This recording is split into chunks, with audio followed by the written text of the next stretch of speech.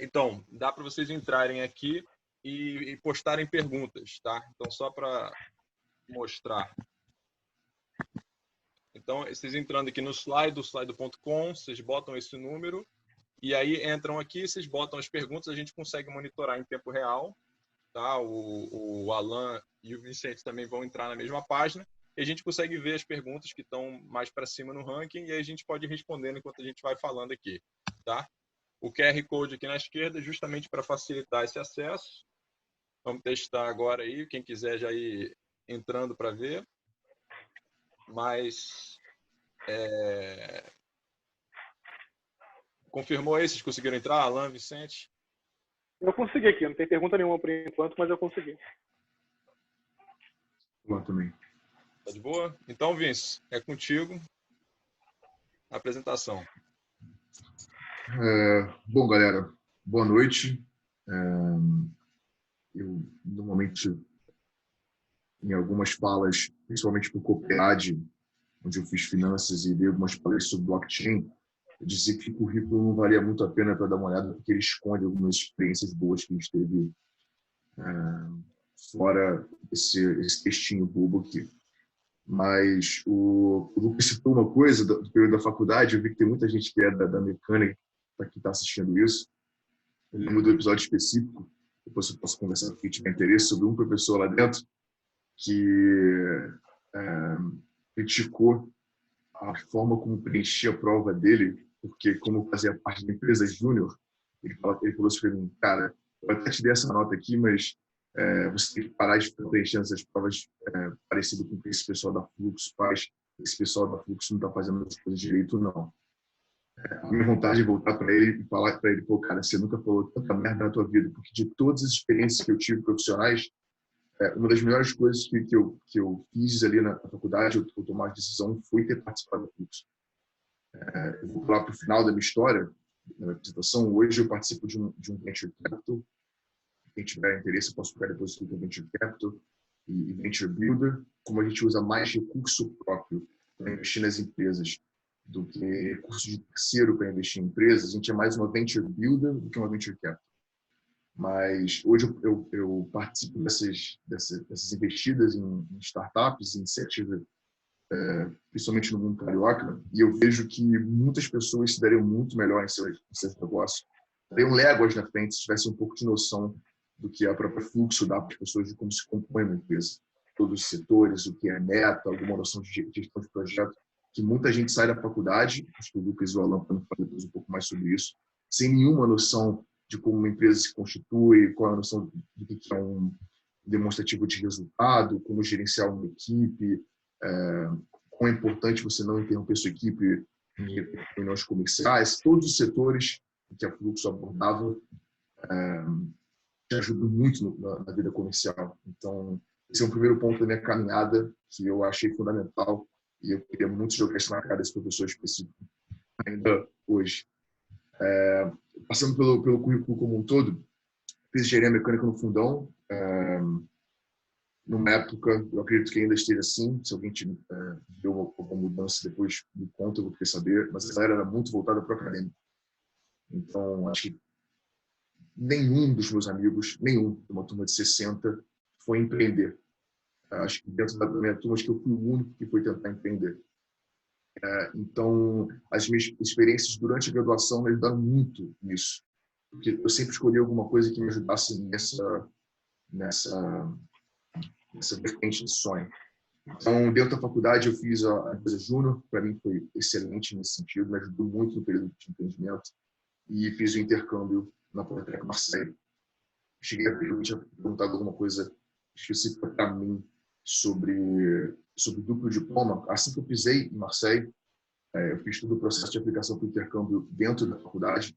Então, assim que eu cheguei na faculdade, que é a primeira aula de introdução à engenharia mecânica, falando que tinha a possibilidade de receber bolsa para estudar, principalmente na França, onde tinha mais vaga, eu comecei a estudar francês. Eu estudei 2 anos e meio de francês e consegui a bolsa Bractec na época, isso em 2012. E consegui aplicar para essa bolsa. Então, já aviso logo para quem tem esse intuito, estude a língua do país que você se interessa antes. Isso vai ajudar muito no processo do intercâmbio. E durante o intercâmbio, eu tive a oportunidade, assim que eu cheguei lá, eles me ofereceram a oportunidade de fazer o duplo diploma. Eu não tinha passado pelo duplo diploma. Eles ofereceram, cara, você está interessado, você tem uma participação, o teu currículo é bom, você quer fazer o duplo diploma? Eu falei, não, eu não quero.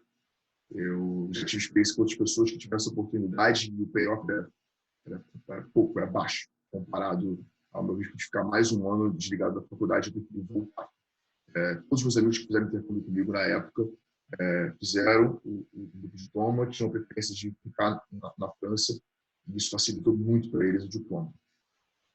Volto para o Brasil. Quando eu volto para o Brasil, eu já entro no mercado de óleo e gás. Fiquei 1 ano e meio no mercado de óleo e gás, totalmente zero com tudo, só queria poder ganhar alguma noção de mercado para depois tentar empreender. E aí saio do mercado de óleo e gás e começo a empreender na minha primeira empresa. Então eu tive uma empresa de...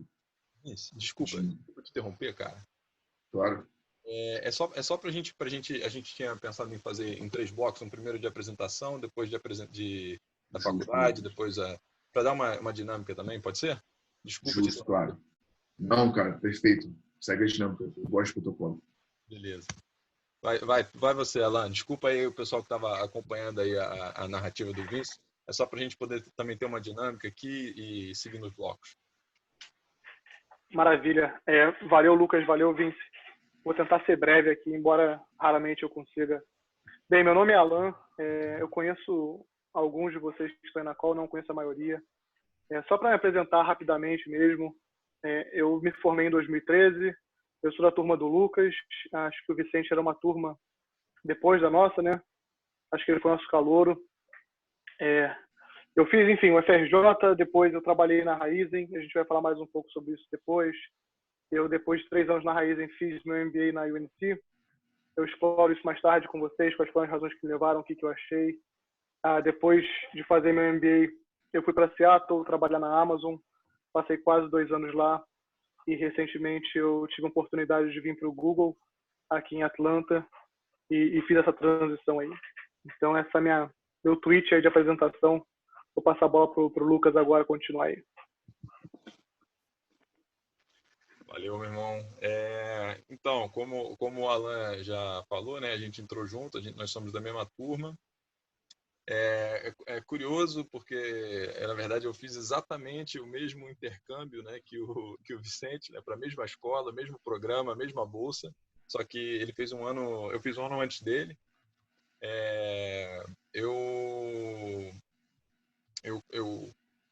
Como vocês já tinham visto, né, no texto, eu comecei trabalhando na área de óleo e gás. Eu tinha como objetivo, na saída da faculdade, trabalhar com pesquisa e desenvolvimento. Não queria fazer isso dentro da faculdade, que eu achava meio devagar e não via muito assim... eu não via uma coisa muito objetivada, uma coisa que me desse um senso de movimento, de contribuição mais clara, com metas e produtividade mesmo. Assim, eu pelo menos não senti isso. Então eu quis fazer isso no setor privado. Também não vi a coisa funcionar do jeito que eu queria e fui procurando outros rumos, né? A gente teve aí uma Lava Jato, uma Petrobras balançada, um mercado de óleo e gás que estremeceu, e procurei oportunidades fora do Brasil, consegui ter uma vivência muito interessante, inesperada e ao mesmo tempo desejada, na Inglaterra. Passei 3 meses morando nos Emirados Árabes, também tocando os projetos, e agora estou tocando o meu MBA no IESE, na Espanha. Tá. Aí, bom, é contigo, Vicente, aí a trajetória do Fundão. Se você tiver mais alguma coisa que você queira complementar disso daí, ou a gente tocar para frente, é contigo. Não, cara, peço desculpa. Normalmente a gente passa dessa fala, depois das perguntas eu peço desculpa a todo mundo, para vocês. De boa, então, de boa. Agora eu falo a trajetória só do Fundão, é isso? Eu me limito a isso? Isso, se você quiser, tiver alguma coisa que você queira destacar a respeito da tua trajetória no Fundão, alguma coisa que você vivenciou, aprendeu, faria diferente, né? Você já estava falando ali com relação a fluxo. Mais alguma coisa que te vem à mente em termos de aprendizado, de vivência, que você teria feito diferente ou que você destaca, que fizeram diferente para você no longo prazo? Em relação ao Fundão especificamente, eu guardo com carinho o fluxo, realmente tem aprendizados e algumas formas de trabalho que eu carrego até hoje. Isso é um ponto. E, em paralelo a fluxo, não ignorem de jeito nenhum as pessoas que andam do seu lado dentro do fundão. Contato é mais importante até do que ferramentas e oportunidades. Vou dar um caso rápido, porque tinha uma figura específica, que eu não sei se era da turma do Lucas e do Alan, ou era uma turma antes da deles, mas veterano deles, que sempre andava na faculdade e ficava me perturbando, falando assim: Vince, cara, eu tive uma ideia. Aí ele falava a ideia, eu achava a ideia ridícula e nunca dava bola. Aí depois esse cara voltou um tempo depois e falou assim: pô, Vince, estava pensando em fazer um reality show. Eu chamava umas pessoas de fora, a gente fazia uma feijoada com umas modelos, e ia ver o que ia acontecer. Eu falava: pô, cara, que ideia louca, mas eu não vou tocar isso não. Simplesmente esse cara fundou a Stone. Ele é um dos caras que hoje está nas margens do bilhão, se não do milhão, do bilhão. E já saiu da Stone, acho que ele está na Arpex, e é um dos caras que estavam perturbando, falando ideias. Eu ignorei o cara, hoje ele está nesse nível. Se você perguntar se eu teria fundado a Stone, não. Tem uma coisa na minha caridade, como trabalho da Stone, que eu não aprecio nem um pouco. Mas esse cara está sempre do meu lado. Então, a primeira coisa que eu falo para vocês, não ignore as pessoas que estão do lado de vocês. Se alguém tem uma intenção de empreender, pode ser não agora, pós-fundão, porque vocês precisam ter uma bagagem antes de quebrar a cara, perder dinheiro e tudo mais, mas não ignore essas pessoas. Contato, empresa júnior, e se alguém puder fazer isso no meio da faculdade, eu fiz, foi uma doideira, mas valeu muito a pena, muito, muito a pena, foi o COPEAD. O COPEAD tem alguns cursos para pessoas que estão ainda na graduação ou acabaram de se graduar, que geram também uma rede de contato e uma noção sobre um setor que vocês gostam. Eu fiz finanças, me ajudou muito. Quando não faz. Ô, Vince, e eu aproveitando aqui que você está com a palavra, tem uma pergunta aqui da Clara Hildebrandt. Desculpe aí se a pronúncia do sobrenome estiver incorreta. Mas a Clara, ela está perguntando a respeito de como que você enxerga oportunidade de trabalho na área de engenharia mecânica no Rio, né? Eu sei que você está focado mais na área de PC, mas o que você vê de startup, de oportunidades, de mercados que podem ser interessantes aqui no Rio para desenvolver, está despontando? Clara, eu sou a pessoa que menos vai defender alguma coisa dedicada, porque eu não segui esse caminho super técnico da engenharia mecânica. Os meus amigos que seguiram isso, engenharia mecânica, e a fundo, e gostavam da prática que viviam na faculdade, ou estão fora do Rio, a maioria deles, foram trabalhar em chão de fábrica, por exemplo, em São Paulo, a maioria deles, ou trabalham em óleo e gás, que foi o meu caso. Mesmo assim, o óleo e gás é um mercado muito, muito volátil, muita oportunidade, pouca oportunidade aí.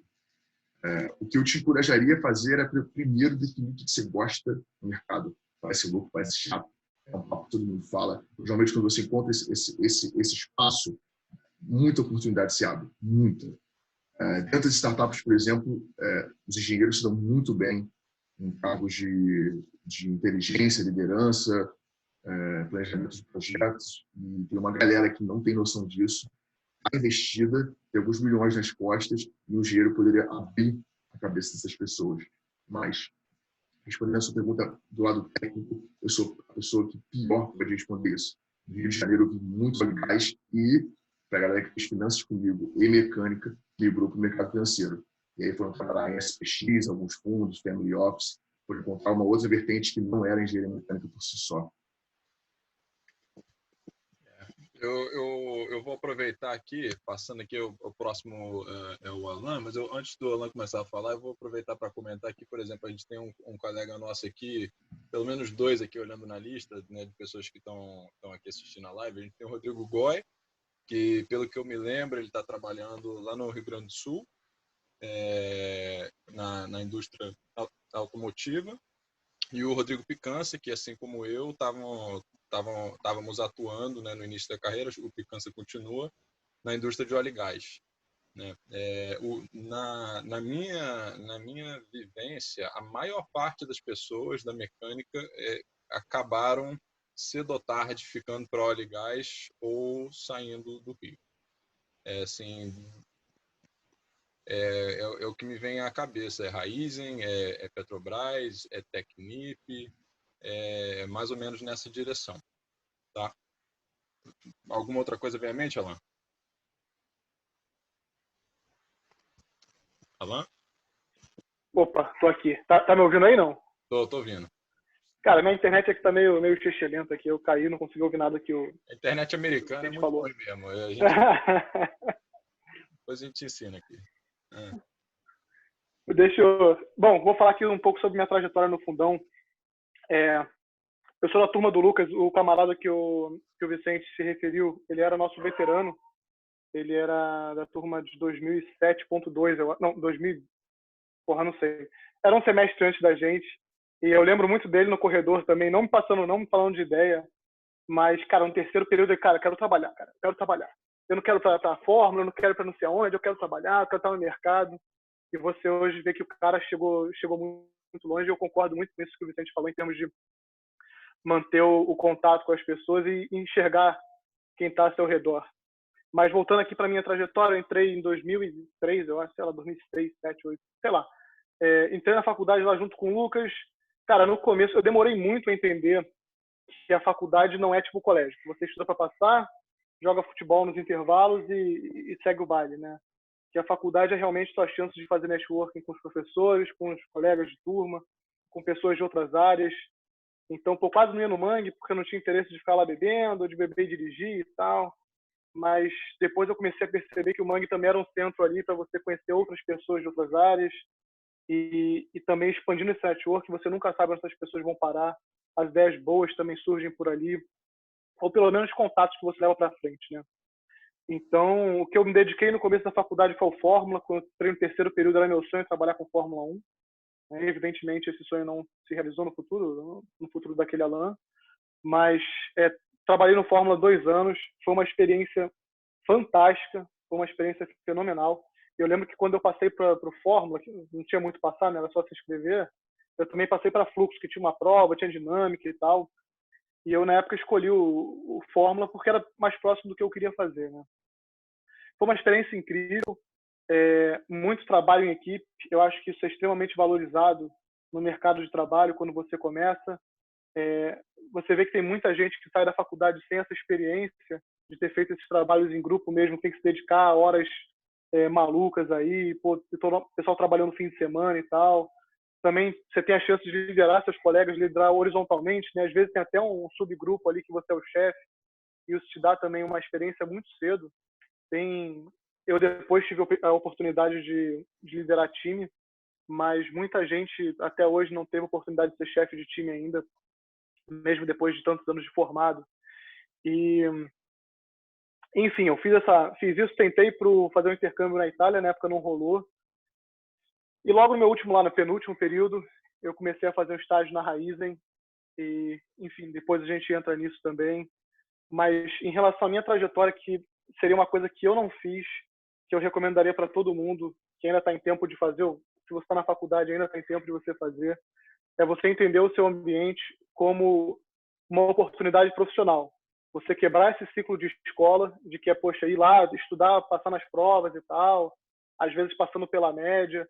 Isso não é mais relevante do que você entrar em contato com os professores, conhecer as áreas de atividade deles, saber o que eles fazem, quais são os projetos que eles se interessam. E os alunos também, você tem gente hoje tem muito mais diversidade na faculdade, né? Na nossa época não tinha nenhum tipo de cota, nenhum tipo de bolsa, nenhum tipo de nada, então era muito, de certa forma, até homogêneo assim, o grupo que entrava. Hoje esse grupo é bem diverso.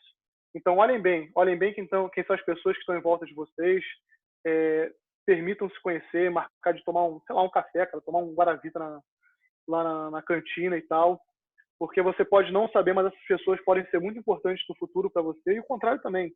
Você também pode abrir porta para muita gente. Alan, entrou uma pergunta aqui direcionada a você. Alan, você teve experiência com a área aeronáutica? Como você vê as oportunidades da área do Rio, que por mais que limitadas existem, GE, Selma e afins? Pergunta do Eric. Eric, a aeronáutica é um negócio bem amplo, né? Eu trabalhei com energia, né? Trabalhava na Raizen, trabalhava com a parte de combustíveis. Se é uma coisa que te interessa, eu acho que provavelmente eu estou fora desse mercado há algum tempo, então não posso te falar com muita precisão. Mas você tem muita empresa de táxi aéreo, você tem muita empresa linha aérea mesmo, você tem pequenas empresas aí que desenvolvem partes específicas, né, componentes específicos. Você tem as empresas de energia que apoiam isso. Hoje eu sei que tem a Raízen, acho que a BP ainda está fazendo isso e a BR está fazendo isso também. Então tem várias formas de você entrar nessa área. Como tá?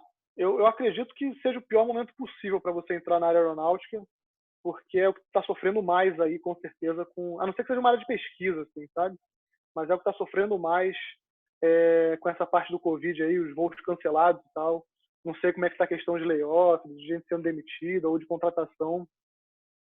Então, especificamente, desculpa não conseguir te dar uma resposta melhor, mas no Rio tem algumas coisas, você tem também Petrópolis, você tem no Galeão, você vai ter bastante coisa, deve ter uns escritórios aí no centro e tal, mas quando eu trabalhava nessa área, não era uma coisa muito forte, né? Forte mesmo é a parte mais de São Paulo, onde você vai ter a maior parte das sedes, e também a Embraer, né? Acho que essa deve ser se quer trabalhar com projeto na parte aeronáutica, esse é talvez o melhor foco que você pode ter. Tá. Eu vou voltar, eu vou fazer um comentário nesse sentido da pergunta do Eric também, porque eu tive uma breve passagem também pela área aeronáutica. Mas antes disso, entraram aqui umas 2 perguntas voltadas para você, Vince. Vou voltar aí para você. Tá aí? Tá no mudo, cara.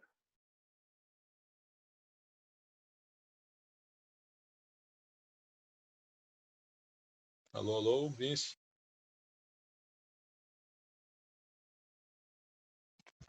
Pô, não dá para. Alan, você consegue tirar ele do mudo, cara? Porque eu tô apresentando e eu esqueci.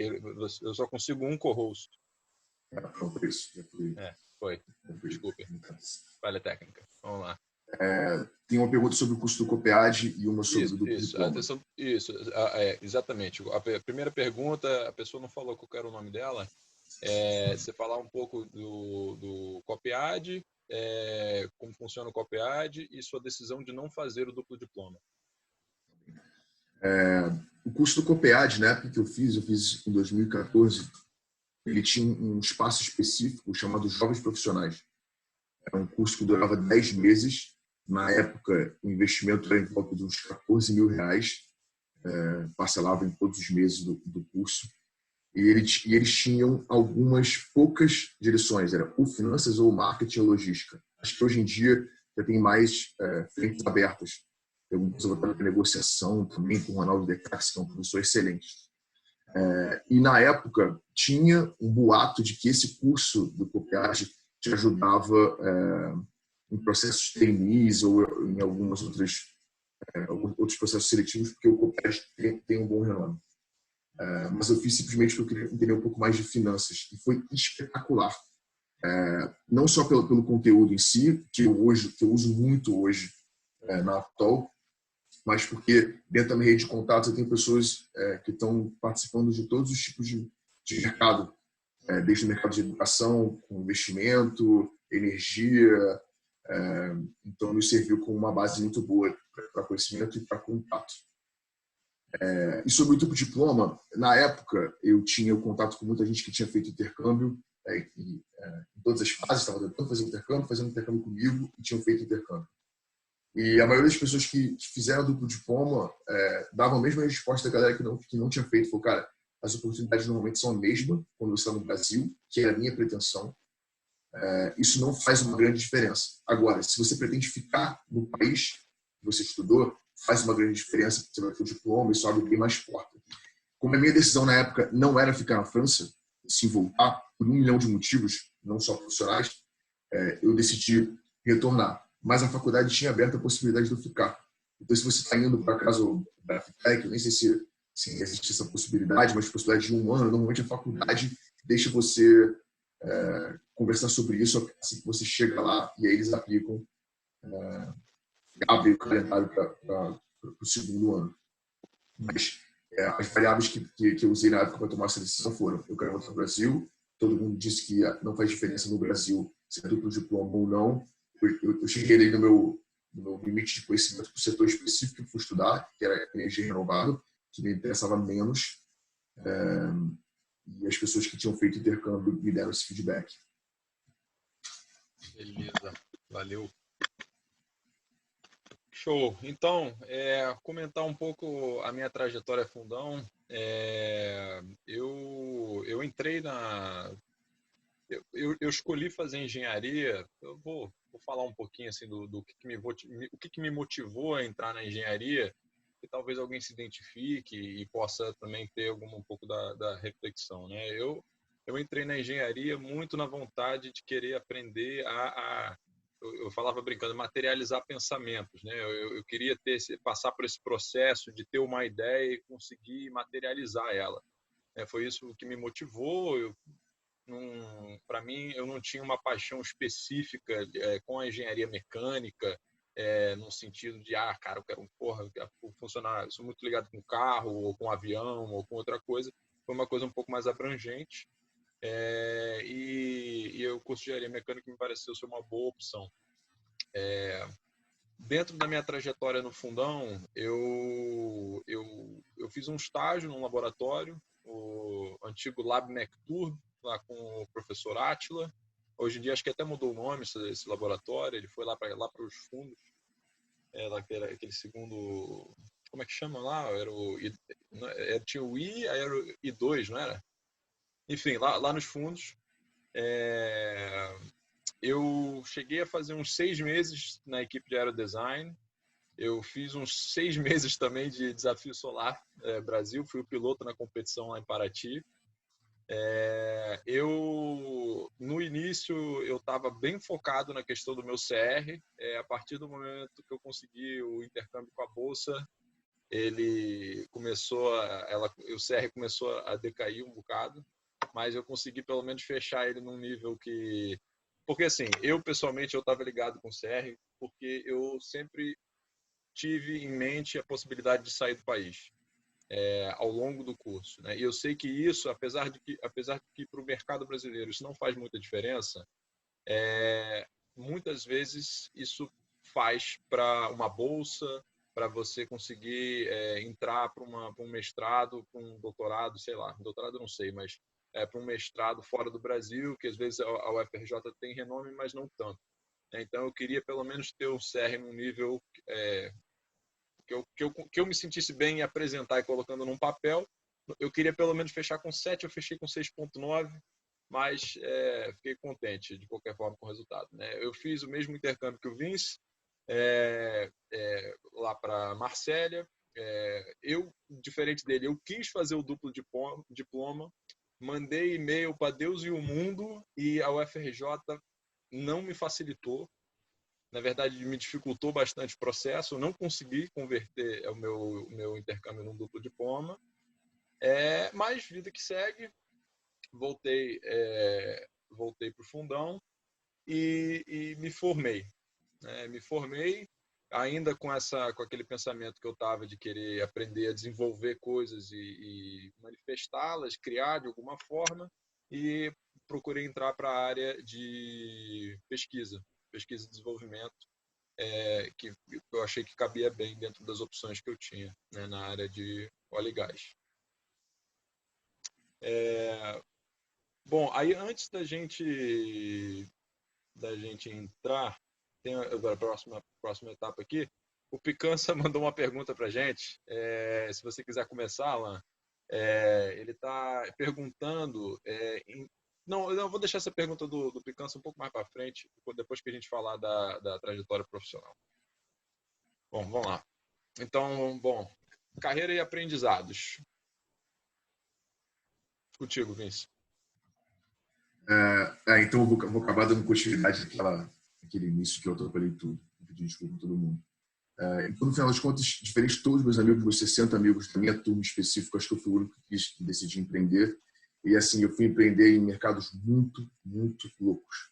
Então eu tive uma empresa de alimentação vegana, sendo que eu não sou vegano, mas tinha um gap na época conversado sobre a necessidade de ter um doce, porque na alimentação de subsistência, né, na salgada, o carnívoro, o onívoro e o vegano não conversavam. mas no doce, como era um supérfluo, todo mundo podia dividir garfo. Então eu comecei com esse slogan e a gente começou a gerar empresa em cima de alimentação vegana.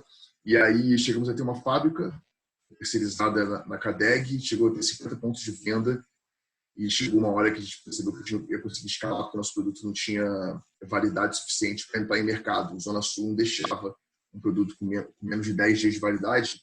Nossa proposta era continuar sempre saudável, sem nenhum tipo de conservante, entrar nas prateleiras. Então os sócios conversaram, eles tentou 1 milhão de soluções, não conseguimos. Foi a primeira vez que eu quebrei. Fiquei com uma dívida pequena ali. Me senti vitorioso. E aí, na sequência dessa empresa de bolo vegano, que vários amigos meus, de novo, do Copiade, da PJ, ajudaram muito na época, tanto como cliente quanto com dica. Na sequência, eu fui convidado por uma galera dona de indústria de café a reestruturar tanto as lojas quanto a indústria. A família era dona de toda a indústria de café no Rio de Janeiro e nas lojas de distribuição, B2C, né? Foi uma experiência legal. Eu abri uma loja no centro do Rio, junto com eles. Depois eu fui para a indústria, tinha alguns gargalos. E aí recebi uma outra oportunidade logo depois, essa totalmente desvirtuada do mundo de alimentos, que foi montar uma plataforma de trade de criptomoeda em 2018. Eu comprei Bitcoin. 2018, final, foi ali o momento que bateu o tal dos $20 mil. E eu entrei um pouco antes da crise da onda. E aí foi muito louco. Depois eu posso conversar com o Tiago sobre isso. A gente levantou a plataforma muito rápido. E no mês seguinte, porrou o Bitcoin. Então a gente tinha movimentações de R$300 mil dentro da plataforma. Só que dentro disso a gente começou a lidar com 1 milhão de problemas. Fraude, banco, tem um processo contra o meio de pagamento no sul do Brasil, que foi outra porrada de empreender, que rola até hoje esse processo, que os caras travaram D-2. Você imagina, se tinha uma operação de 60 mil dia, e aí os caras travaram D-2 nossos, confiscaram e disseram, a gente não libera para você até você apresentar que não é culpa tua a fraude que os usuários fizeram dentro do seu site. Cara, um aprendizado muito louco, foi muito bom. Mais casca que a gente ganhou na época, como empreendedor.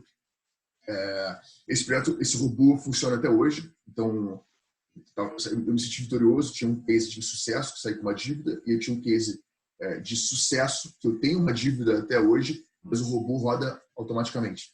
Então, as pessoas fazem os pedidos, o robô completa, ligando a vários corretores pelo mundo, e ele integra, teoricamente, o melhor preço naquele momento.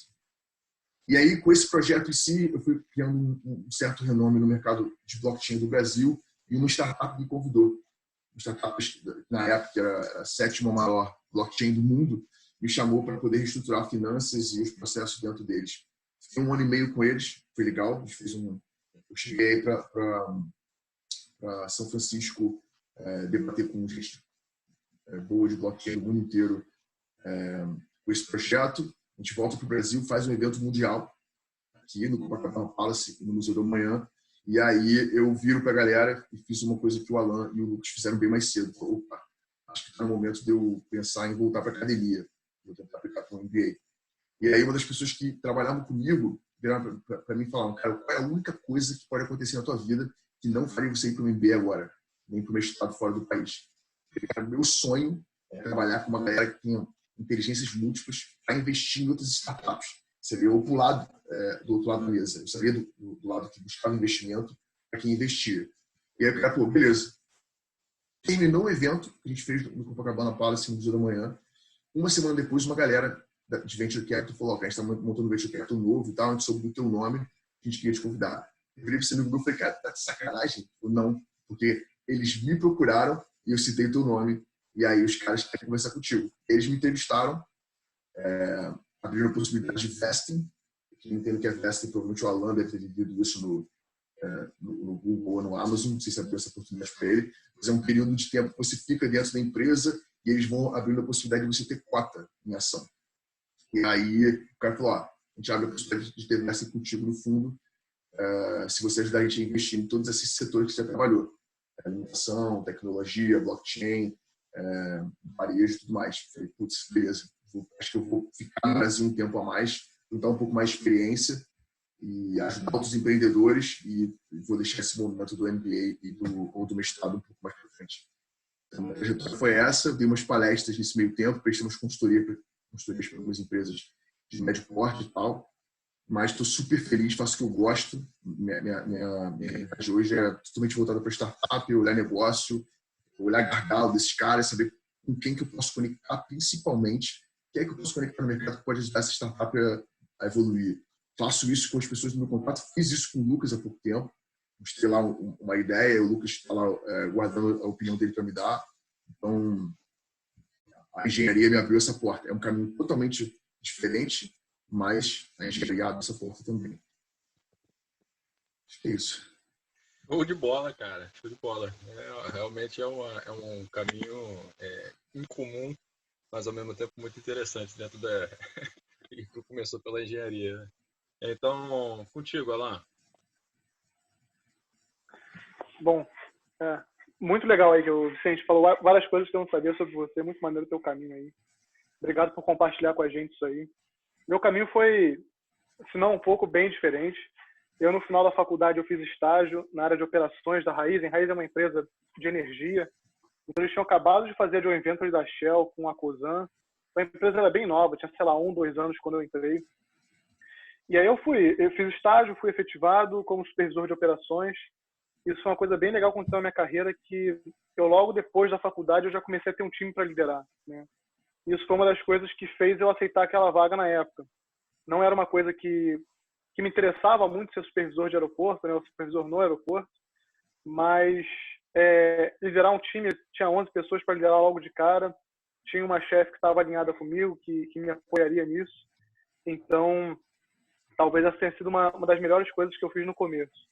E gestão é interessante, né? Porque você tem a habilidade, tem o dom, mas também tem muita questão de estudo, de você entender incentivos individuais, como cada um age, como cada pessoa quer fazer as coisas, por que cada um faz o que faz, por que um funcionário às vezes é muito bom com um chefe e é muito ruim com outro chefe, como que funcionários juntos trabalham e isso modifica a performance deles.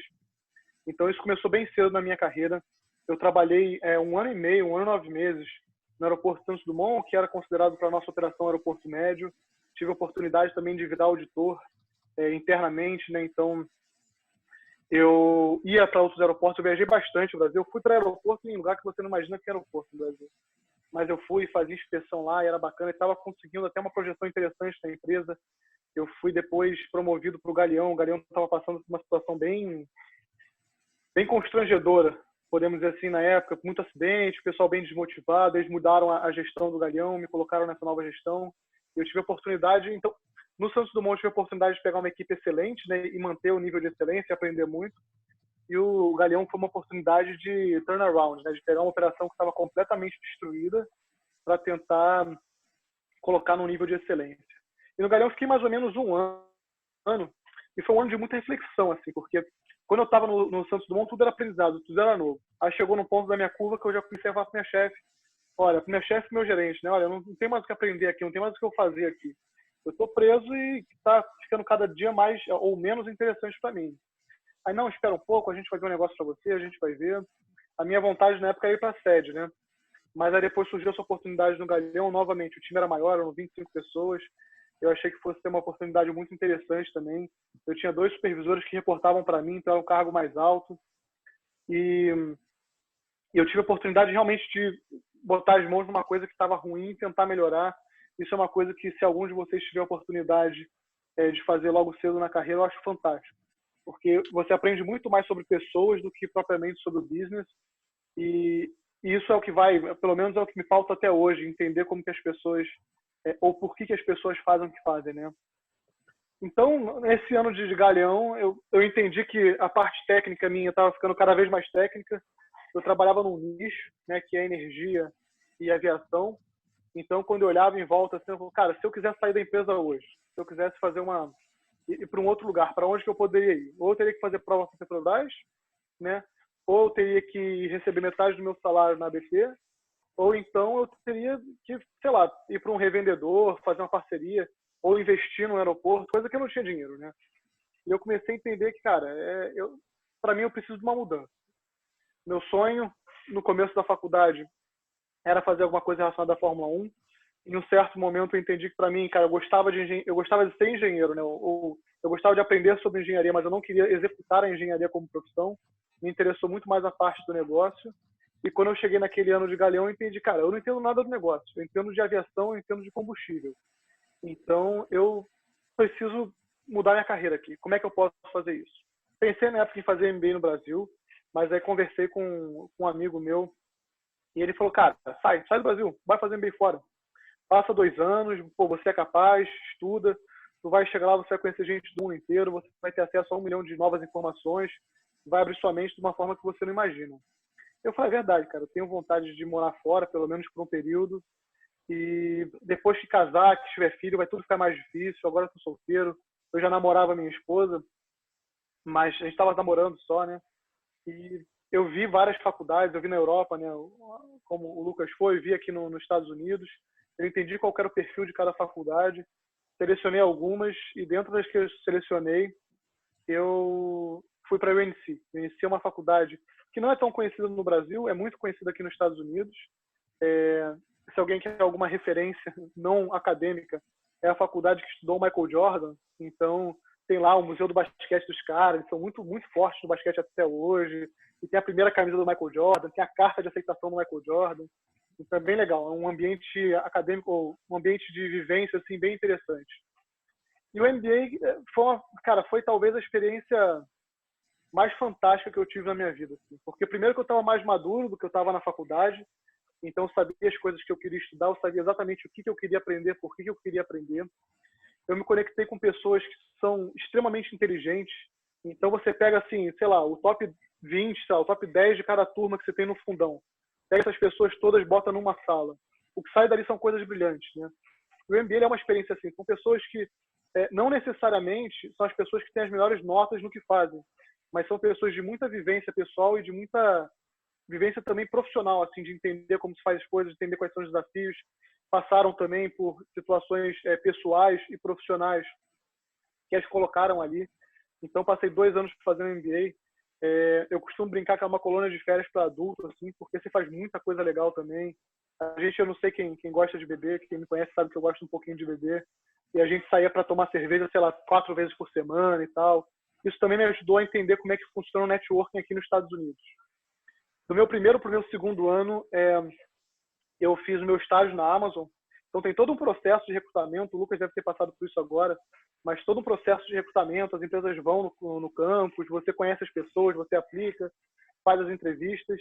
Cara, oportunidade de trabalhar na Amazon. Para mim isso foi sensacional. Assim. A Amazon é uma empresa que eu pouco conhecia quando eu estava no Brasil. Cheguei aqui, não tem uma semana que você passe sem pedir alguma coisa na Amazon e de repente eu estava podendo trabalhar lá. E mais do que isso, eu consegui uma oferta na parte de nuvem, do cloud deles, que não era uma coisa que eu pensava antes, mas para quem não sabe, a Amazon é líder no mercado de nuvem, né?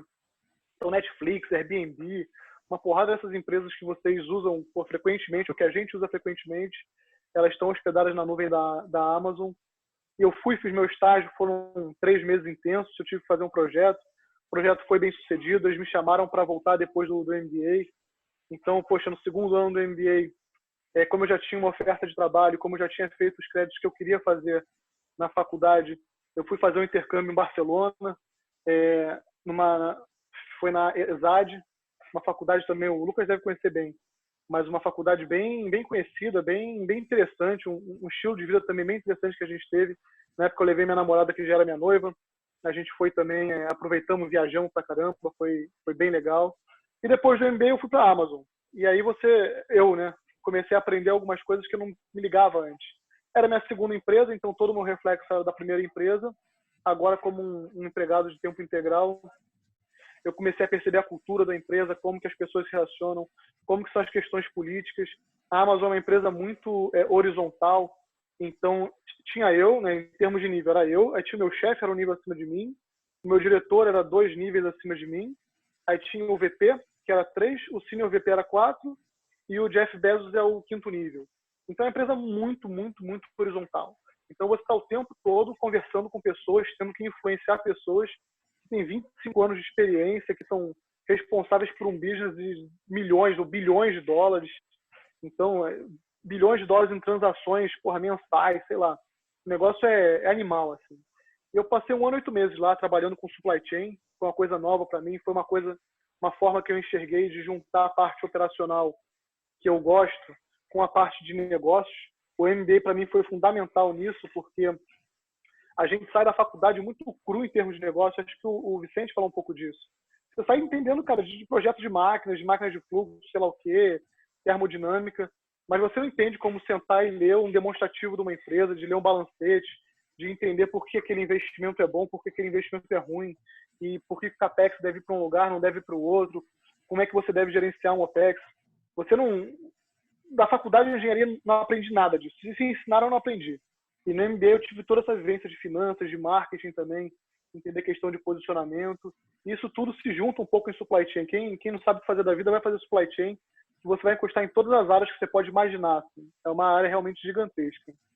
Eu fiquei quase 2 anos lá, trabalhando nessa parte de nuvem, especificamente com estratégia de supply chain e gestão de materiais. Enfim, por várias razões, eu decidi que era o momento de mudar um pouco de áreas. A Amazon é uma empresa fantástica para trabalhar, mas também é estresse de 5 da manhã a 2 da manhã. Então, eu acordava, via o celular, aí ia correr, voltava celular, ia para o trabalho, trabalhava o dia inteiro, chegava em casa, celular, janta, celular, fazia reunião 9h30 da noite com o pessoal da China e tal. Então, era bem, bem intenso. Eu entendi que, cara, agora casei, minha esposa está comigo aqui, a gente está tentando começar uma família, não seria sustentável no longo prazo, então eu decidi mudar de áreas e enxerguei no Google uma oportunidade, e aí conversei com o pessoal aqui e vi que a cultura é um pouco mais tranquila nesse aspecto, um pouco menos estressante, é uma empresa que também, enfim, todo mundo conhece, e eu vim para cá fazer muito do que eu fazia na Amazon, então além de tudo eu vim para cá com esse expertise, né, para ser uma referência na minha área. E foi isso. Há pouco mais de 1 mês atrás, eu larguei a Amazon, vim para cá, mudei também de cidade no meio da pandemia, o que foi uma aventura, mas isso fica para uma outra cerveja. E hoje eu estou aqui trabalhando com, novamente, gestão de materiais, novamente na parte da nuvem, especificamente com novos produtos, né? E é animal. Animal você olhar agora por dentro do Google, que é uma ferramenta que todo mundo conhece, os tantos produtos que a gente tem, entender por trás das cortinas como que as coisas funcionam, como que as informações se processam e o que suporta isso numa escala mundial. Show de bola, Alan. Tem algumas perguntas que entraram aqui para você, cara. O Gabriel está perguntando, e uma outra pessoa também, uma pergunta semelhante, se você teve bolsa ou como que você fez para se sustentar durante o MBA. E uma outra pessoa aqui também falou, perguntou se você pretende voltar para o Brasil. Boas perguntas. Em relação ao MBA, cara, eu tive bolsa integral e já falo logo, o meu CR na faculdade era nojento, não era uma coisa assim que, porra, me ajudou pra caralho. Mas existe uma prova que você faz para contar no seu processo e essa prova é basicamente inglês e matemática. A parte de matemática é estúpida para quem fez engenharia. Eu acho que eu fiz um simulado e falei assim, cara, eu não vou nem estudar isso porque, sei lá, relações trigonométricas. Um negócio realmente tranquilo, assim. E inglês foi a parte que eu tive que estudar bastante porque é de quem realmente conhece a língua. Não basta você ter feito o cursinho, você tem que entender a construção de uma sentença profundamente, como você muda as coisas sem alterar o sentido e tal. Então, eu estudei bastante para essa prova. Os MBAs, acredito que na Europa também sejam assim, mas nos Estados Unidos, eles levam muito em consideração sua carta de motivação. Eles normalmente te dão um tema para você escrever e tal. Então, juntando todo esse processo, eu consegui uma bolsa integral. Então, eu não tive que pagar o custo do curso, né? Eu tive só que me sustentar com o meu custo de vida. Vendi meu carro no Brasil, converti para dólar, que dava nada, e trouxe, na época estava R$4, né? Que era um pico, assim. Hoje está 6, sei lá quanto é que está o dólar hoje. Então, na época, eu converti meu dinheiro, virou poeira, e eu fiz um empréstimo estudantil. Então, tem várias instituições que fazem. Eu fiz com uma empresa chamada Prodigy. Se alguém tiver interessado, depois eu posso até passar o contato deles. Mas é prodigyfinance.com, basicamente. Você pode entrar lá e se informar também. E aí, durante o MBA, eles me davam o dinheiro para eu pagar meu custo de vida, mas eu não tinha que pagar nada de volta. Então, depois que eu terminei meu MBA, depois de 5 meses, aí eu comecei a pagar esse empréstimo e hoje faz parte do meu fluxo de caixa, né? Eu vou pagando eles mês a mês e vai durar mais, sei lá, 6 anos, 5 anos para eu acabar. E a outra pergunta foi se eu pretendo voltar para o Brasil. Cara, bom, cara ou coroa, eu não sei quem perguntou isso aí, mas eu não faço a menor ideia. Hoje não. Hoje não. O Vicente falou um negócio aí do vesting stock, né? Que é participação na empresa com ações. Então, eu trabalhando na Amazon, eu tinha ações da Amazon. Quando eu saí, eu vendi. Cheguei no Google, boa parte do meu salário, do meu compensation, é na parte de estoque, né, de ações. E para sair hoje do Brasil, eu não acho que faria sentido. Financeiramente, pessoalmente também eu acho que não faria sentido, porque a gente está muito bem adaptado aqui. Eu acho que politicamente o Brasil está muito instável, isso não quero entrar na discussão, mas desde aí que o Lula saiu do governo, a Dilma não conseguiu estabilizar, o Bolsonaro não consegue estabilizar, a gente não sabe aonde isso vai parar. Isso deixa a economia muito volátil, né? Vocês estão vendo aí, estão sofrendo isso na pele. Então a economia fica muito volátil. Eu acho que nos Estados Unidos você tem uma economia que sustenta mais, apesar do presidente. Então não importa quem seja o presidente, o mercado aqui é muito forte, ele é muito denso para poder ser destruído por uma má gestão, né? Então eu hoje não me vejo voltando para o Brasil nos próximos, vou dizer assim, 5 anos, nos próximos talvez 10. Mas isso é uma coisa que ano a ano a gente pensa, a família faz falta, e a gente vai ter filhos, os filhos vão estar longe dos avós e tal. Então não tem uma resposta para isso. A curto prazo eu não penso em voltar, teria que mudar bastante coisa no Brasil, mas eu também não sou contra. Né? Se até pelo Google eu tiver a oportunidade de repente de voltar, passar 1, 2 anos no Brasil, e depois decidir se eu quero ficar ou voltar para cá e tal, eu não vejo isso com maus olhos, não. Beleza. Valeu, Alan. Outra vivência bem interessante aí. Dar uma referência para o pessoal. Então, como eu estava falando, né? Eu na saída da UFRJ, o que eu queria mais era paz de espírito. Então, o que a gente procura? Um trainee que consiga garantir para a gente emprego na saída, né? Então, numa dessa, eu entrei para o programa de trainee da Tecnip. Eu acho assim, tem gente que tem vocação. Tem o cara que você vê que o cara ele tem vocação, né? Seja para canto, seja para engenharia mecânica, para projeto, para o que for. Tem gente que não tem vocação, você falar com o cara, ele quer A, daqui a 1 ano ele continua querendo A e é aquilo. Eu não sou uma pessoa que tem vocação e, em geral, se a pessoa tem dúvida é porque ela não tem. Então, as minhas decisões elas foram bastante pragmáticas, né? Eu olhei para o mercado para ver o que tinha de trabalho, o que tinha era óleo e gás, e dentro da óleo e gás o que tinha de programa de trainee era Tecnip. A gente tinha 2 opções, podia escolher para aplicar para onshore, offshore ou subsea, né? Que dois departamentos dentro da Tecnip. Eu procurei saber qual que tinha mais vaga e apliquei para esse, né? E assim eu entrei na Tecnip. Dentro do programa de Job Rotation que eles ofereciam, uma das passagens era pelo departamento de pesquisa e desenvolvimento, que estava alinhado com o que eu tinha pensado no início da história, e toquei o meu rumo nesse sentido. Primeiramente, antes de eu começar a falar de pesquisa e desenvolvimento, que tiveram algumas pessoas que perguntaram, a minha experiência com programas de Job Rotation na saída da faculdade, eu não achei boa, tá?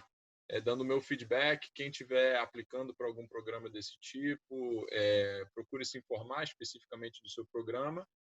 A minha vivência foi que, na prática, você chega em departamentos onde os coordenadores estão cheios de coisa para fazer e você é mais uma pessoa que ele tem que parar de fazer o que ele está fazendo para treinar. Você vai ter que sair dali daqui a, sei lá, mês, 2 meses, 3 meses, enfim, X tempo.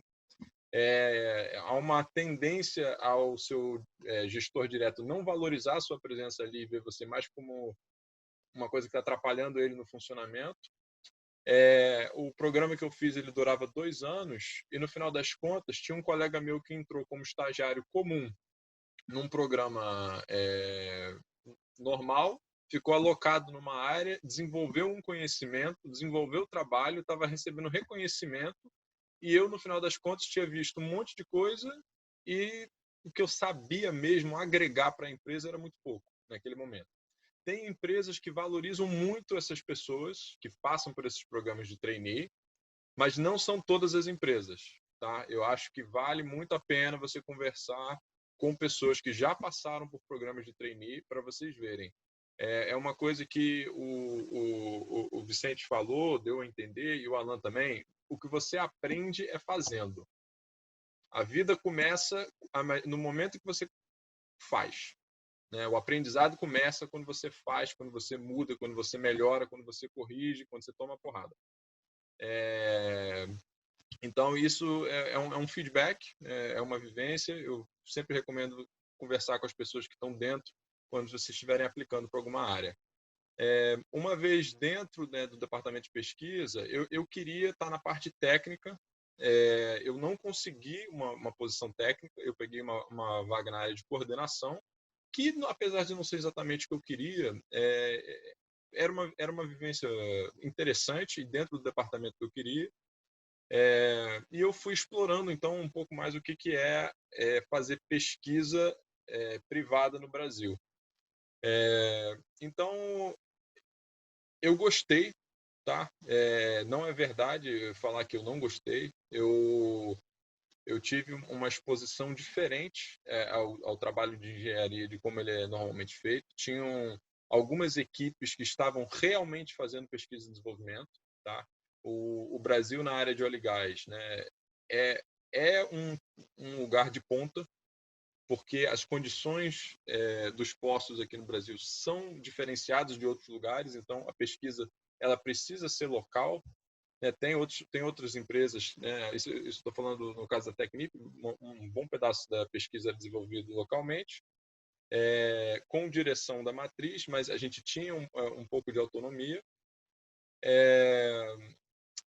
Mas no final das contas o trabalho ele era muito incremental, né? A gente tinha muito do trabalho era qualificação de nova tecnologia. Então, na verdade, a França fazia boa parte do desenvolvimento técnico, a gente pegava aqui para testar, tá? Essa é a grande parte do trabalho, era qualificação.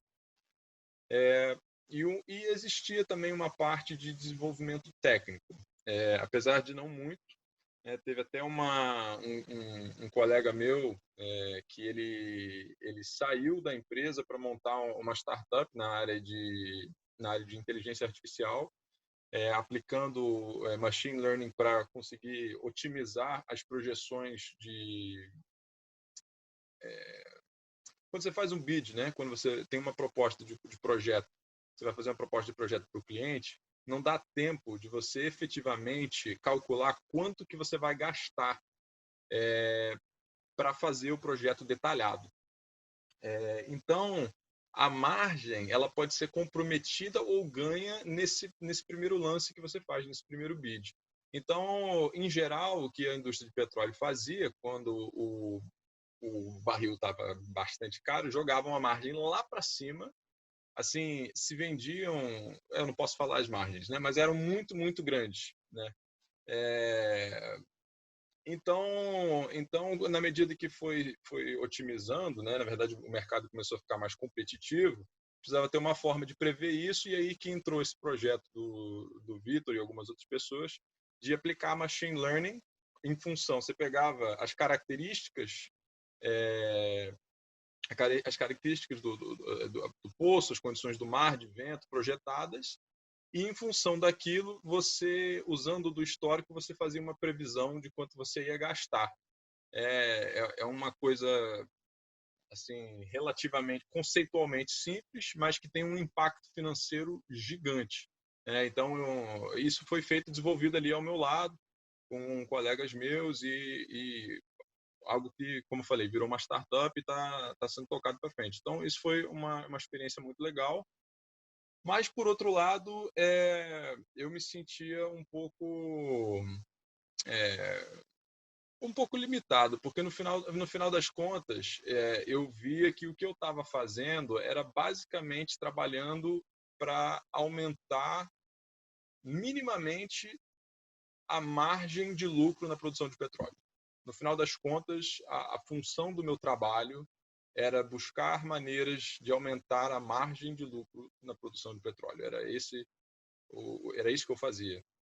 E isso não estava me motivando. Eu passava por moradores de rua diariamente a caminho do trabalho.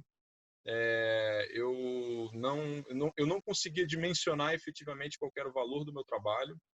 Eu tocava projetos, mas chegava num dado ponto, alguém virava assim, não, a gente teve uma mudança estratégica, sabe-se Deus o que isso quer dizer, e pega esse o trabalho que você estava fazendo e se coloca numa gaveta chamada lixo e fala que vai ficar guardadinho ali para você.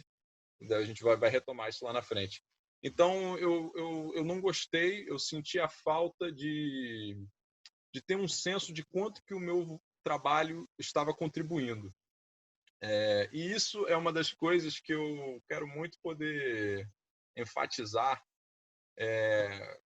que a gente enquanto na formação de engenharia, a gente não aprende a entender que a gente está prestando um serviço, que a gente é um produto, de certa forma, né? Então, a gente tem que conseguir se defender enquanto o melhor produto.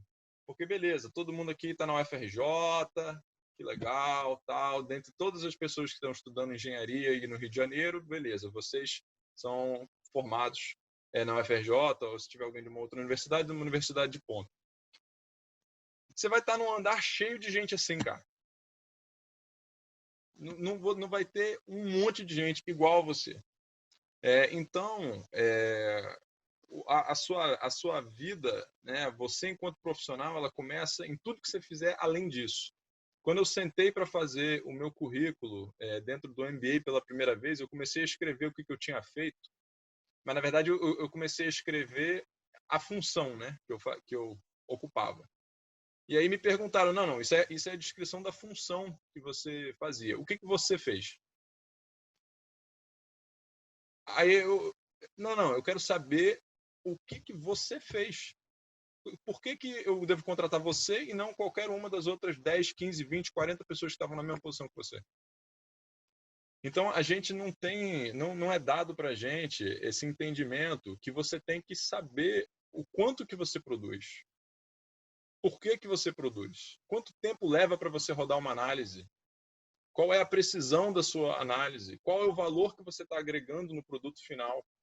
Por que você quer estar nessa posição e não na posição ao lado? Então, isso é um aprendizado que, para mim, foi até o Picança perguntou, depois eu vou redistribuir a pergunta, né? Ele quer, para você, para o Vício Alan também, ele tinha perguntado qual foi o ponto de inflexão na trajetória em que vocês decidiram não seguir a engenharia. E, para mim, o ponto foi esse. Foi o ponto que eu vi que eu estava me sentindo como uma espécie de martelo super high-tech especializado, mas que eu não tinha visibilidade do valor do meu trabalho. E aí, quando bateu a crise e a Technip foi balançada e demitiram 450 pessoas num mês, 5 camaradas no meu entorno trabalhavam diretamente comigo, eu comecei a me perguntar qual que era o meu valor perante a empresa. Eu me senti até valorizado, me colocaram lá num projeto especial lá para tentar conter alguns dos problemas que estavam acontecendo, mas eu fiquei com essa pergunta de qual que era o valor do meu trabalho perante a empresa e perante a sociedade, como eu estive falando. Então, esse foi o ponto que eu comecei a me questionar. E aí eu recebi um telefonema de um contato que eu tinha feito no tempo que eu estava fazendo o intercâmbio. E aí uma segunda coisa que eu estava falando a respeito da diferenciação, né? Quando eu estava fazendo meu intercâmbio, eu conheci uma pessoa que era um gerente numa companhia aérea, e o cara ficou muito impressionado com o nível de inglês que eu falava. Eu morei nos Estados Unidos quando eu era mais novo, e ele ficou muito marcado pela minha eloquência falando inglês.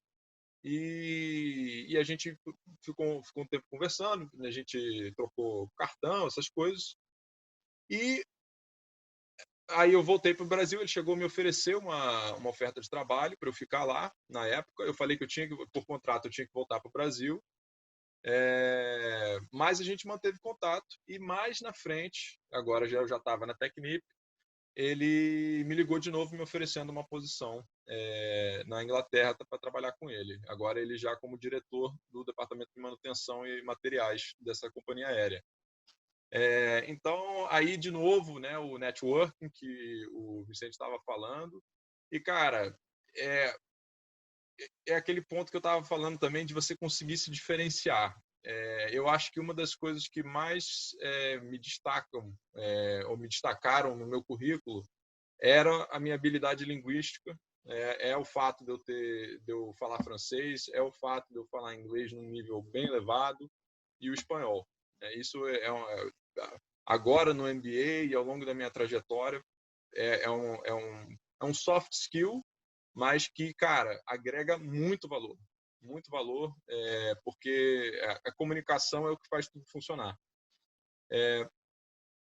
Então, aí eu fui para a Inglaterra, trabalhei nessa empresa durante 1 ano e meio, ralação para valer, porque apoio à operação, né, vocês sabem que avião está voando 24 horas por dia, se dá um problema no avião e falta uma peça, tem alguém que está acordado para comprar e fazer a logística para entregar. Eu era essa pessoa, eu trabalhava na gestão do estoque, eu fazia a gestão de projetos de manutenção das aeronaves.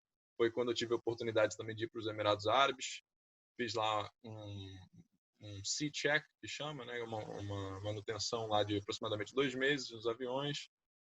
E foi uma vivência interessante. Agora, eu tenho que dizer para vocês que a margem de lucro da empresa que eu trabalhei era 1%. 1%.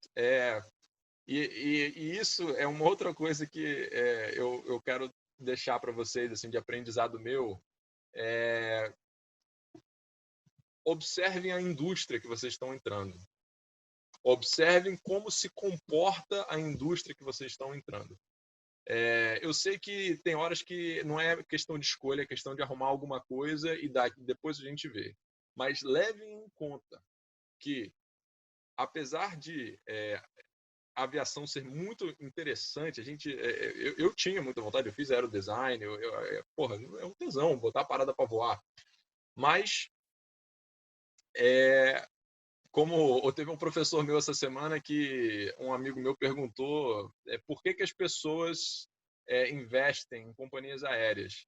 Aí o meu professor ele citou uma frase do Richard Branson, que ele falou assim: a melhor forma de você se tornar um milionário é você começar sendo um bilionário e montar uma linha aérea.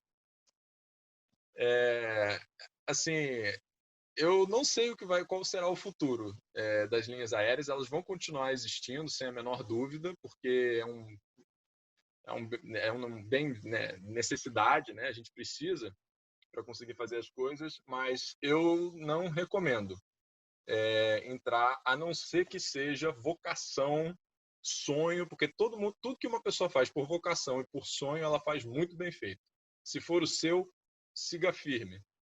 Se não for, se tiver na dúvida, eu recomendo avaliar outras oportunidades.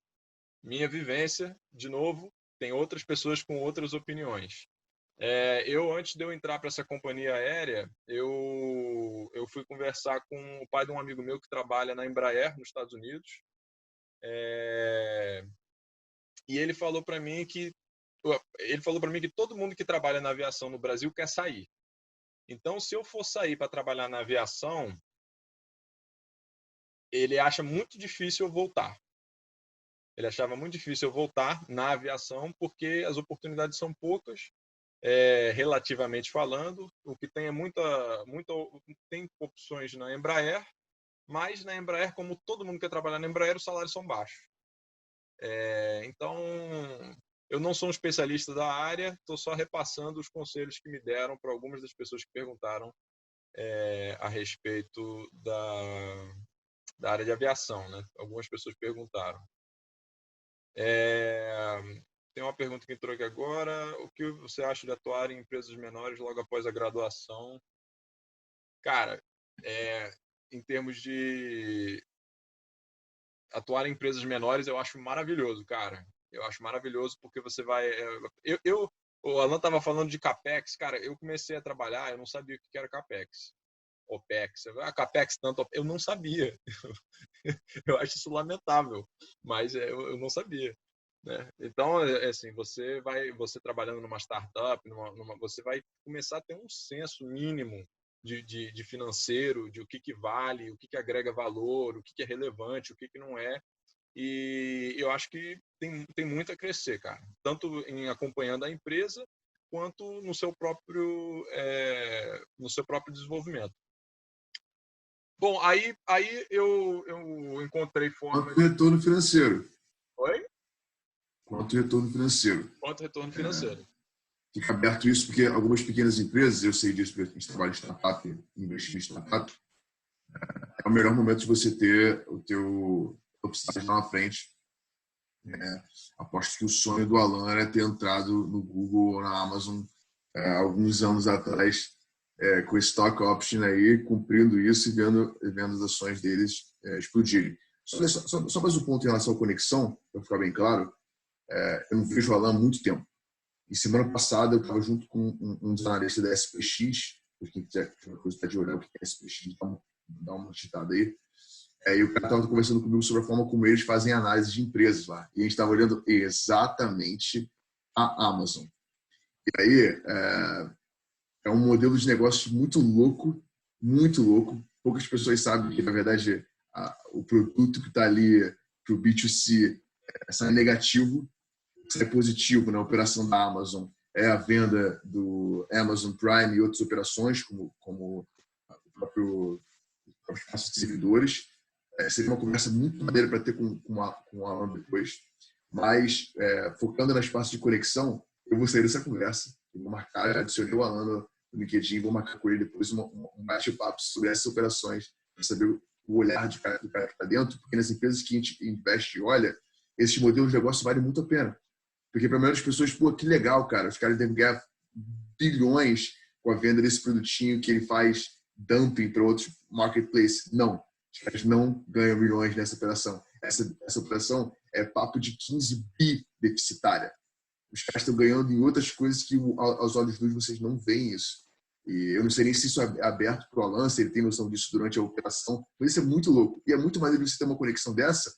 O Alan tá no Google agora, foi da Amazon, tem outro cara que era da FRJ também, Gustavo Causavara. Busquem sobre esse cara, é um monstro. Ele fez fluxo comigo, o cara foi da Amazon durante o summer job dele, do MBA dele. E é outro puta contato depois para você conversar sobre empreendimento, sobre a Amazon, sobre o Google, sobre esse modelo de negócio, como funciona lá dentro. Contato é tudo. Gravem isso. Alguém tinha que ter medido essa porra quando eu entrei na faculdade. Bom, vou concluir aqui, cara, que a gente já vai chegar aí 1h20 de live, aí para não cansar demais a galera. Mas então só concluindo aqui, eu optei, como eu não estava satisfeito com a indústria da aviação, eu resolvi fazer o meu MBA voltando nesse enfoque que eu estava antes, que era do desenvolvimento, né, da pesquisa e desenvolvimento, mas focado mais no business. E aí você começa a sair da área da invenção e entrar na área da inovação, que é desenvolvimento de novos modelos de negócios, é o produto desenvolvido para o mercado, e onde entra realmente esse plus, né, de você fazer o MBA. Perguntaram a diferença entre o MBA e o mestrado. O MBA, ele é um mestrado em negócios, que é diferente de a maior parte dos MBAs que se tem no Brasil. Em termos de peso, né, o Vince pode até entrar um pouco mais no detalhe, assim, mas agora eu não lembro qual que é o stricto sensu, lato sensu, mas o MBA, o MBA fora do Brasil, ele vale como um mestrado, enquanto o MBA dentro do Brasil, ele vale como uma graduação. Em geral, o MBA fora do Brasil, ele é full time, você não pode trabalhar enquanto você está fazendo, enquanto o MBA no Brasil, ele geralmente é feito enquanto você trabalha. A percepção do mercado, em geral, de um MBA fora do Brasil, por conta desse modelo, ele é mais valorizado do que o MBA que é feito dentro do Brasil. E eu acho que é basicamente isso, né? Vicente, tem alguma coisa mais para você... Em relação à minha tomada de decisão, era só porque eu sei o tema em que eu quero trabalhar especificamente. O MBA, o Alan e o Lucas são experts. Eles abordam todos os temas do negócio, todos os temas que constroem os pilares da empresa. É um mestrado em negócio. E eu sei especificamente o tema que eu quero estudar, que é negociação e mediação de crise. Então, eu já conversei com professores no COPEAD, que me abriram esse espaço para conversar, de novo, outros contatos, pessoas que estudaram nas faculdades que eu pretendo estudar. E aí a minha decisão foi de não ir para o MBA, e sim para uma faculdade específica que é muito boa em negociação. Simplesmente isso. Beleza. E aí na verdade, eu não consegui bolsa. Eu não consegui bolsa, um pouco também do modo que eu apliquei. Eu poderia ter juntado mais uma grana, mais um ano e feito uma aplicação, que aí depois entra no processo, né, da aplicação para o MBA. Se você aplicar antes, tem mais chance de conseguir bolsa. Eu apliquei já mais perto do final, a probabilidade de eu conseguir bolsa era pouca, mas eu consegui um empréstimo bem razoável e já estava trabalhando fora do Brasil, já tinha aí quase 2 anos, então já tinha juntado um dinheiro também em moeda forte. Então, é assim que eu estou financiando o meu MBA. Então, só mais algumas... É basicamente isso da minha trajetória. Eu vou fazer agora um estágio no Brasil, agora no meio do ano, na Suzano, na parte de elétrica. Na verdade, a Suzano uma coisa que eu aprendi, que eu não sabia, que a Suzano, ela é uma empresa brasileira que é a maior produtora de polpa do mundo, do tipo de polpa, da polpa de eucalipto. Eles são o número 1 no mundo, disparado, assim, muito à frente de todos os outros. E eles têm como subproduto energia elétrica. Então, eu vou fazer um projeto com eles de otimização de energia, que eles vão começar a vender. Inclusive, eles produzem tanta energia elétrica que tem cidade no interior da Bahia que a energia elétrica ela é totalmente fornecida pela Suzano. Que o governo do estado não chegou ainda lá com a infraestrutura. Eles montaram a fábrica, no entorno da fábrica se fez a cidade e eles fornecem energia elétrica como um benefício para os trabalhadores. Então, eu vou fazer um trabalho junto com eles de venda de energia elétrica. Então, é business, mas é também engenharia, vai ter um pouco de... bastante conta, mas também tem esse lado um pouco que eu estava buscando, né, do entendimento do negócio. Dando uma repassada aqui, só nas perguntas que a gente ainda não respondeu. O Gabriel perguntou: forma mais simples de sair do país através de uma pós ou MBA? Cara, MBA, sem dúvida. Se você conseguir um mestrado, aprovação no mestrado também é válido, mas pós que seja feita no Brasil, que te dê facilidade para sair, eu não conheço. Só deixa eu pular nessa aí rapidinho. Eu acho que a forma que eu e o Lucas fizemos aqui de procurar um mestrado fora, ou então você está numa empresa que tem um bom intercâmbio de funcionários com o exterior. Então, de repente, eu não sei, bom, a indústria de óleo e gás agora está ferrada, está vendo o preço do barril do petróleo que está ridículo, está $25. Então, não deve ser a área mais interessante agora. Mas, com certeza, quando estava alto, trabalhar na Shell, trabalhar nessas empresas assim, seria fácil você vir para cá. Eu sei que pelo Google é razoavelmente fácil você conseguir sair também, pela Amazon também é. Então, de repente, empresas que têm presença no Brasil, mas têm uma presença no exterior muito forte também. E também depende para onde você quer ir, né? Se é para os Estados Unidos, para a Europa, se é para a América do Sul, se é para a Ásia. Isso varia também. A Technip, na verdade, quem ficou, né, pós aquela crise que eu falei, Teve uma penca de gente que foi para a Europa. Tem colega meu hoje em Portugal, uma galera na França que foi por transferência interna também.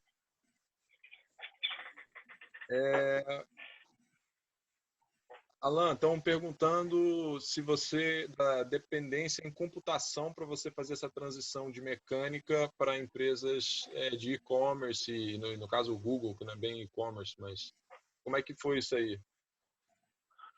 Cara, essa é uma boa pergunta.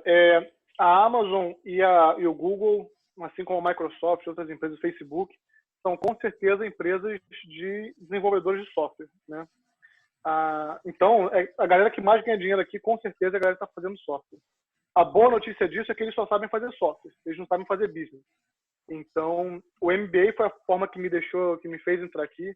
Eu, como engenheiro mecânico, se eu tivesse tentado exercer a profissão na época e tivesse me especializado, a Amazon tem diversas pesquisas na área de robótica e tal, o Google também. Então, se você pensar lá nos produtos do Google, né, no Google Nest, no Google Home, no Pixel e tal, existe área para engenheiro.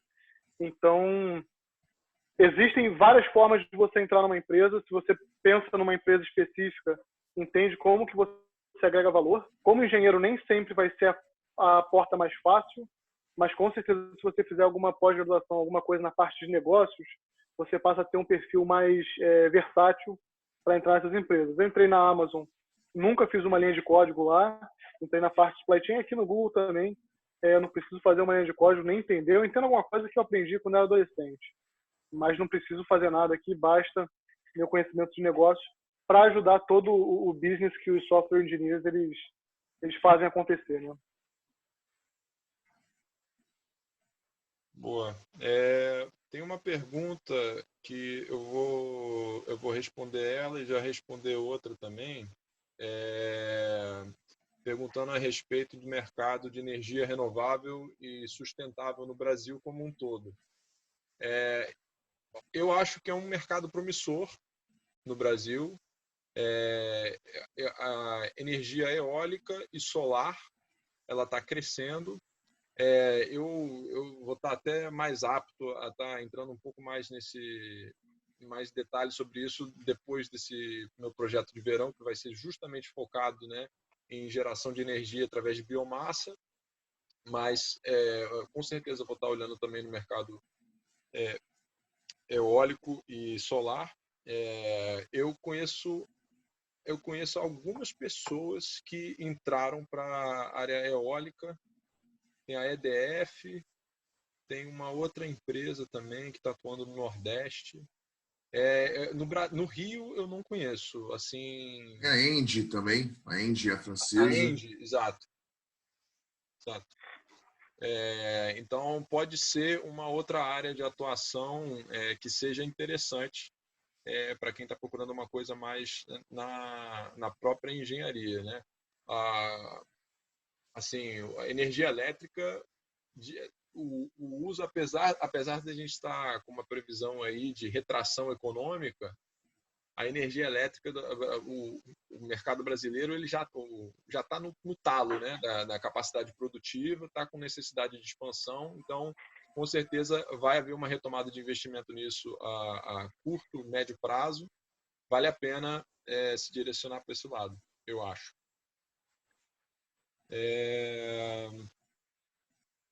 Outra pergunta.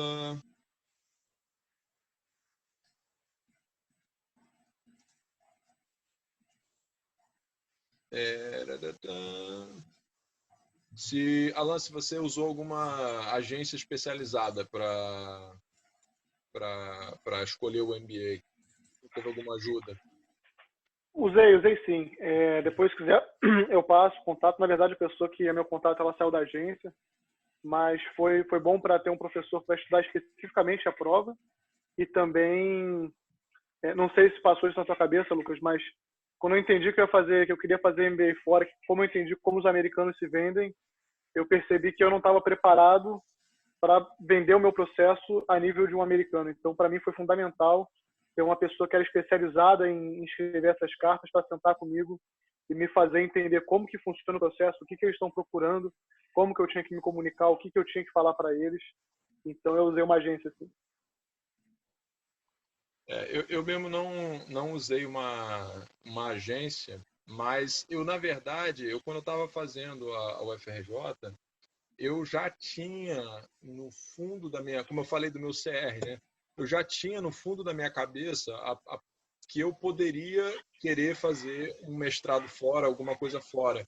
Então eu já vinha fazendo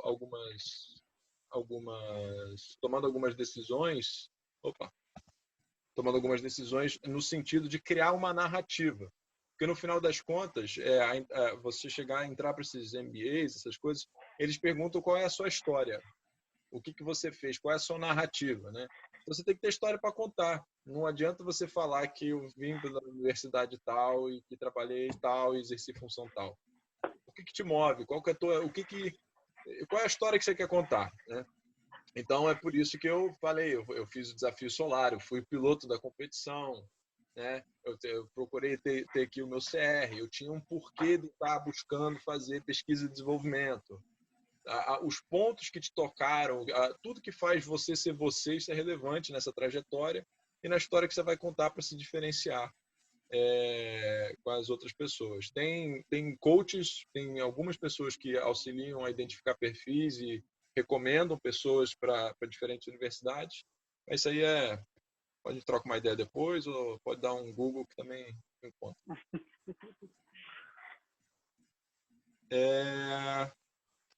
Em termos de escolha da faculdade que faria intercâmbio,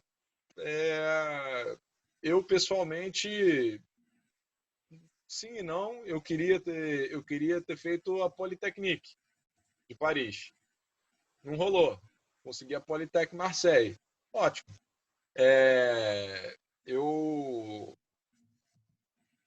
Eu perdi o prazo. Eu tranquei um período na faculdade e eu não sabia que era o período que podia aplicar para a Polytechnique. Então, eu perdi a oportunidade de aplicar para lá. Fiz um intercâmbio para a Polytech. Se eu tivesse pego o duplo diploma, a universidade faria muita diferença. Como eu só fiz um intercâmbio de 1 ano, não fez diferença. Vale mais... É o que eu estive falando. Para mim, valeu mais o francês que eu aprendi, passando 1 ano na França, passei 6 meses evitando brasileiros, não queria falar com brasileiro.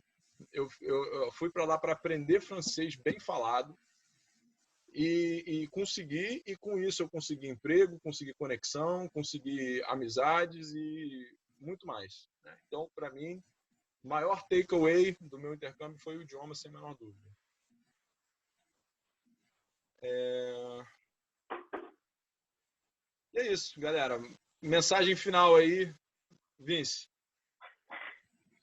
Cara, entre em contato comigo se precisarem. Eu sei que eu segui um caminho que é totalmente diferente, mas quando eu estava começando a empreender e eu vi a resposta de muita gente fechando as portas, e depois que eu fui galgando nesse setor, as pessoas foram abrindo as portas e falaram: é você, aquele cara que tentou falar comigo. Quando interessou, isso bateu em mim. Desde lá de trás, eu falei assim: cara, eu vou prometer que eu não vou ter esse mesmo comportamento hostil, mal educado, quando e se eu chegar numa posição que faça sentido as pessoas virem conversar comigo. Então, estou aberto, venham falar comigo, troquem ideia. Eu vi que tem uma porrada de gente que me adicionou no LinkedIn, eu já falo de antemão. Existe um esforço para além de adicionar no LinkedIn. O Lucas falou que tem uma carta, manda uma mensagem para mim, fala: pô, eu te vi lá na live, faz muito mais sentido que só adicionar. A tua rede é uma construção que vale bastante. Fala: manda lá, qual é, Vicente?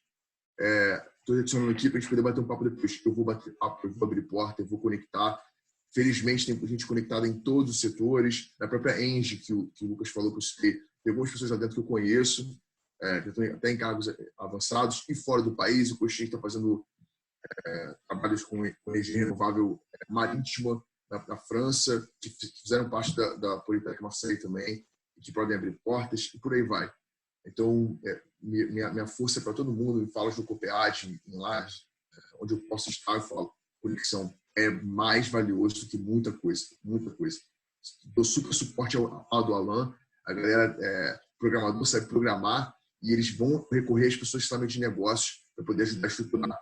porque senão fica um retrabalho absurdo. O cara programa, daqui a pouco ele volta para você, gargalo, e aí o cara de business vai ajudar esses caras a desobstruir o caminho. Então, conecte com pessoas, faz sentido, poupa muito tempo, dinheiro e evita até um desgaste futuro aí para todo mundo. Então, eu estou aberto para quem quiser trocar uma ideia depois. Alan? Bom, vou repetir aí o que o Vince falou, cara. É para todo mundo. Um monte de gente, uma porrada de gente já mencionou aqui no LinkedIn. Legal, já aceitei todo mundo aqui.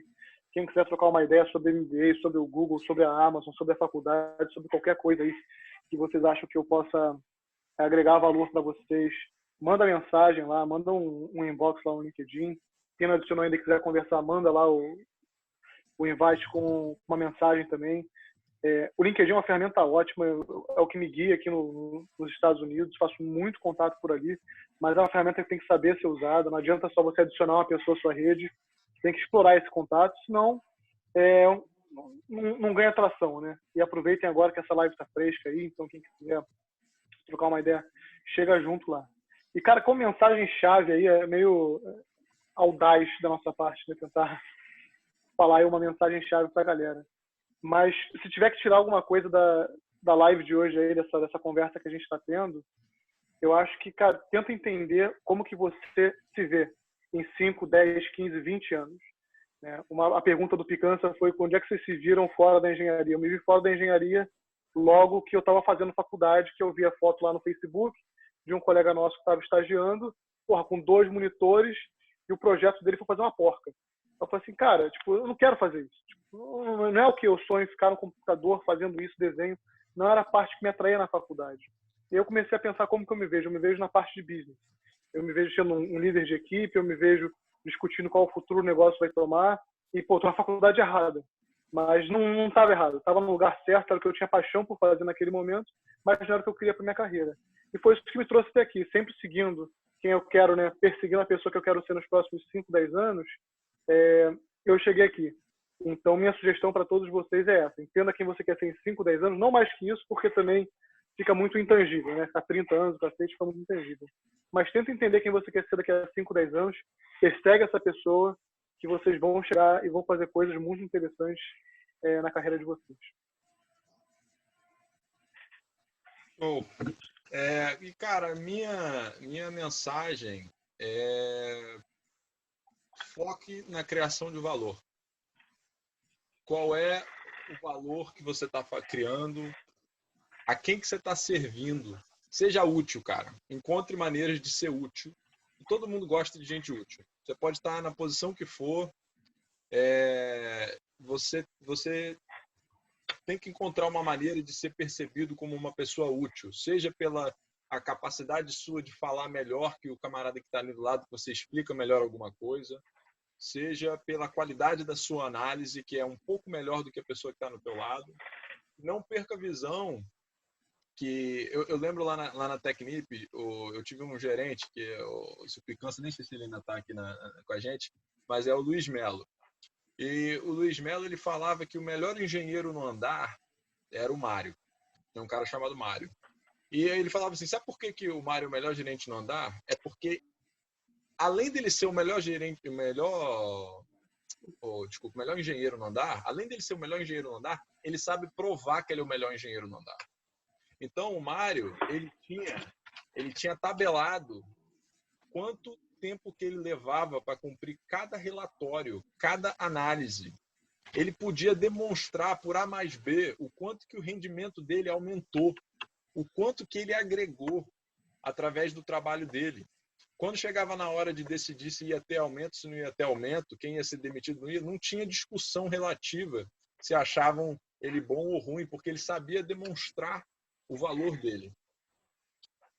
E a partir do momento que você for sentar para escrever o seu currículo e não estiver preenchendo mais a sua função, mas aonde você fez uma diferença, aonde você mudou uma métrica, aonde você complementou um design que estava além do seu escopo, é ali que você está contando a tua história.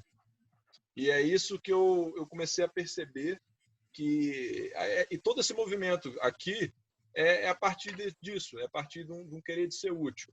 Eu comecei querendo auxiliar um vendedor de empada que eu conheço aqui do centro espírita que eu frequento. Aí o cara estava em casa sem conseguir trabalhar. Aí eu criei uma postagem no Instagram para o cara poder compartilhar nas redes sociais dele e conseguir vender pela internet, que ele não fazia isso. Aí, em função disso aí, eu criei um Instagram para divulgar iniciativas. E pessoas estavam precisando de divulgação no meio do Covid. Numa dessas, eu entrei em contato com o Vicente, porque tinha uma empresa que eles investiam que eu achava que tinha uma proposta interessante para ajudar pessoas no coronavírus. Aí, de novo, o network. Aí, em função disso, eu já tinha um contato com o Alan, um camarada meu estava no meio da crise fazendo vídeos com especialistas que ele conhecia. E eu comecei a procurar uma forma de eu poder ser útil. O que eu tenho que eu posso contribuir para alguém? Então, eu fiz esse movimento, chamei o Vicente, chamei o Alan e estamos fazendo aqui essa live para complementar um gap que a gente sentia, né, quando a gente estava na faculdade. E da mesma forma, vocês têm pessoas que estão em períodos anteriores a você, gente que está aplicando para entrar na universidade, gente que de alguma forma pode ter em vocês uma referência para auxiliar, que vocês também podem dar uma força, né? E aí, a partir do momento que você começa a ser útil, as oportunidades aparecem, as coisas começam a se movimentar, você já saiu daquele fluxo, você está criando valor, você está contribuindo. E ser um bom profissional, para mim, está muito ligado a isso, a você ser útil. E eu acho que isso é uma das coisas que faz a diferença no desenvolvimento profissional. Então, é uma das mensagens que eu queria deixar aí para vocês. E é isso, galera. Espero que tenham gostado. Vou lançar uma enquetezinha na sequência lá no Facebook para vocês darem feedback para a gente também aprender e melhorar. Grato aí por tudo. Eu gravei e vou postar no YouTube aí, caso alguém queira ver depois. Vou lançar um... Caso alguém tem 1h45 de novo para ver depois. Ou quem não viu, né? Ou quem não viu. As melhores partes que ele achar, que ele quiser, tá aí. Tá bem linear. Mas é isso, galera. Um abraço, tá? Valeu, Alan, Vince e todos vocês aí. Obrigado pela oportunidade. Valeu, Lucas, por estar isso aí pra gente. Um abraço aí, Vince. Vamos trocar uma ideia depois. Valeu, Alan. Pode deixar, irmão. Se cuida. Abraço.